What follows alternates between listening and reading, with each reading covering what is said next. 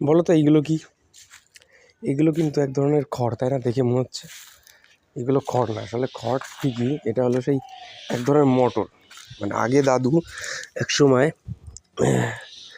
মুগ ডাল লাগাতো, এখন এই বছর আর কি মটর ডাল লাগিয়েছি। তো আমার কাজ পড়েছে এই রোদ্দুর আজকে আর কি আমার কাজ পড়েছে এইগুলো একটু নাড়িয়ে চাড়িয়ে দিয়ে আর কি একটু বাড়ি মেরে দেওয়ার। এই লাঠি রয়েছে, মানে এবার ডাল পড়বে, তোমাদের দেখাই ডাল, বুঝতে পেরেছো তো? মানে এখন তো বাড়ি দেওয়া হয়নি, তাই এরকম ডাল পড়েছে।